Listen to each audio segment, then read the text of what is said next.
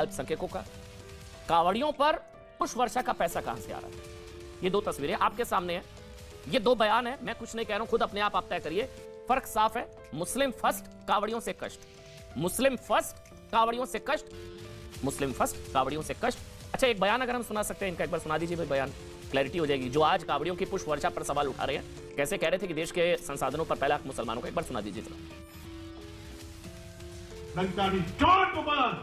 देशना प्रधानमंत्री एम कहता था कि हिंदुस्तानी तिजोरी पर सौથી પહેલો अधिकार मायनो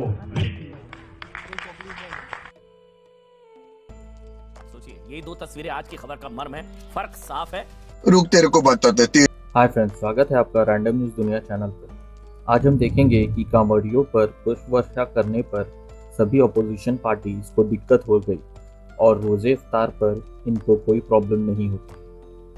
ये वही लोग हैं जो बोलते हैं देश के संसाधनों पर पहला हक मुसलमान का है। तो चलिए इनका असली चेहरा दिखते हैं, और चैनल को सब्सक्राइब नहीं किया है तो कर लीजिएगा। देखिए, फंडिंग वहीं से हुई है जहां पर हज हाउसेस के लिए पैसा जाता था। ये फंडिंग वहीं से हुई है जहां पे हज यात्रियों को भेजने के लिए पैसा जाता था। ये फंडिंग वहीं से हुई है जहां इस्लामिक शिक्षा देने वाले मदरसों को पैसा जाता है।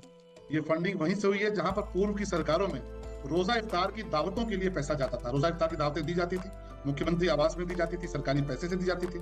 तो वहां पे जहां से पैसा जाता था वहां से ये कांवड़ियों के लिए पुष्प वर्षा का पैसा आया है। ये तमाम ऐसे विभाग है जहां पर पैसा होता है धार्मिक कार्यों के लिए, वहां से पैसा आया। मुझे तो बड़ी हैरानी हो रही है। और खैर, कांग्रेस पार्टी से आप उम्मीद कर भी क्या सकते हैं। कांग्रेस पार्टी ने हमेशा से जब कोई बहुसंख्यक समाज के कोई पर्व रहे हैं, कोई मौके रहे, उस पर सवाल उठाया है। और आज देखिए जिस तरह का उन्होंने सवाल उठाया, मुझे लगता है कि उसका जवाब देश उनको देगा। क्योंकि कांवड़ियों पे पुष्प वर्षा अगर हो रही है तो मुझे लगता है इस कदम का तो स्वागत होना चाहिए। सलाब जी जो है बहुत ही विद्वान शख्स है और विद्वान प्रवक्ता है। मैं तो इनको बहुत लंबे वक्त से सुन रहा हूँ, लेकिन आज जो भाषा का इस्तेमाल कर रहे हैं मुझे लगा बहुत दुखद है। इनको शायद ये पता नहीं है कि जो कांवड़ियों का यात्रा निकल रहा है, ये इस मुल्क में हिंदू और मुसलमान भाइयों के कौमी इत्तेहाद का एक नमूना है, प्रतीक है। आप देख रहे हैं किस तरह जो मुस्लिम तबका है वो इसका वेलकम कर रहा है, कैसे खैर मकदम कर रहा है, कैसे स्वागत कर रहा है, पुष्प वर्षा कर रहा है, पानी पिला रहा है, रास्तों में तमाम चीजों का इस्तेमाल कर रहा है और कहीं ना कहीं इंतजाम करके उसको फैज़याब पहुंचा रहा है। सरकारी पुष्प वर्षा सही है नहीं? दूसरी बात, अरे सुनिए ना सर मेरी बात। देखिए, मैंने कहा सरकार को पुष्प वर्षा करना चाहिए, बिल्कुल करना चाहिए, और सभी सरकारों को करना चाहिए। उसके साथ साथ जो पब्लिक है उसको भी पूरी तरह से स्वागत और खैर झूठ बोल रहा है। कोशिश करिएगा उसका जवाब दे पाएगा। अजीज भाई, क्या आप लोगों ने पुष्प वर्षा करी थी, हाँ या ना? अब आप बोलिए, आपका टाइमर है, बोलिए। अब कोई बीच में नहीं बोलेगा भाई, बोलिए। देखिए, मैंने कहा पुष्प वर्षा कर रही है ये सरकार, अच्छी बात है, हमें इसका विरोध नहीं है।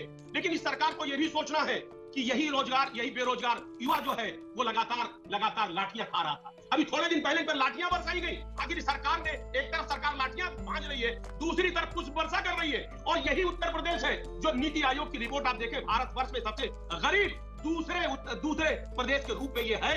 आज ये यही उत्तर प्रदेश है, यही देश है। 29 किसान पर डे आत्महत्या कर रहा है, उस पर पुष्प वर्षा कौन कर रहा है?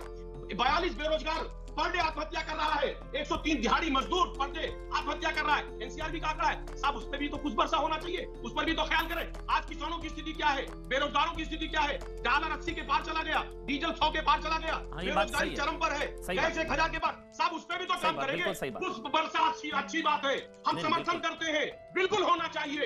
लेकिन यही नौजवान हमारा है, यही नौजवान पर लाठियां नहीं चलनी। बहुत अच्छी बात उठाई है अजीज खान साहब ने, बहुत सही बात बोली।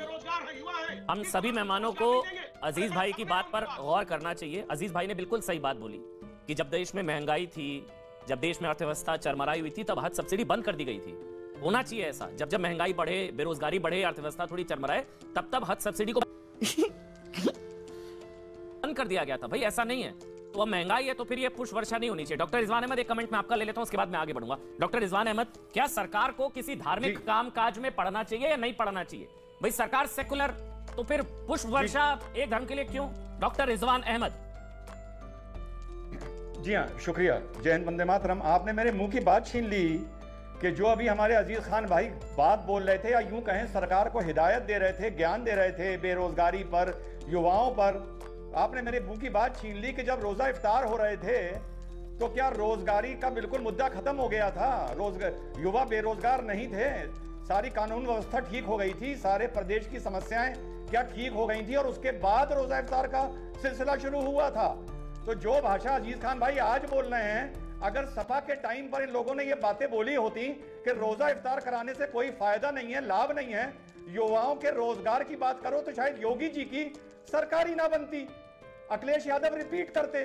तो ये तो उन्होंने उसी वक्त गलती करी जो आज ज्ञान दे रहे हैं, उस टाइम अपने नेता को ज्ञान देना चाहिए था। डॉक्टर रिजवान अहमद, उन्होंने वो बताया कि हम लोगों ने इसलिए नहीं करी थी पुष्प वर्षा क्योंकि महंगाई थी, बेरोजगारी थी हमारे कार्यकाल में, और फिर ये सारे मुद्दे थे अर्थव्यवस्था, इसलिए हमने नहीं करी थी, इसीलिए हमने पुष्प वर्षा नहीं करी थी। आप गलत समझ रहे हैं उनको। जी, इसीलिए पुष्प वर्षा नहीं की थी, लेकिन इसीलिए रोजा इफ्तार इन्होंने किया था। तो खैर, पर दूसरी बात इतनी जरूर बोलूंगा कि अगर कांग्रेस के नेता, ये मैं कोई व्यंग नहीं कर रहा हूं, यूपी में 2% वोट मिला है कांग्रेस को, परसेंट को हिंदी में टका बोला जाता है, तो यूपी में कांग्रेस 2 टके की पार्टी है। अगर सिर्फ कांग्रेस के नेता बोलना बंद कर दें, सिर्फ वो ये कसम खा लें कि अब हम 2027 तक नहीं बोलेंगे, तो मुझे लगता है कि ये 2% बढ़कर 12-14% हो जाएगा कांग्रेस का, सिर्फ अगर बोलना बंद कर दें।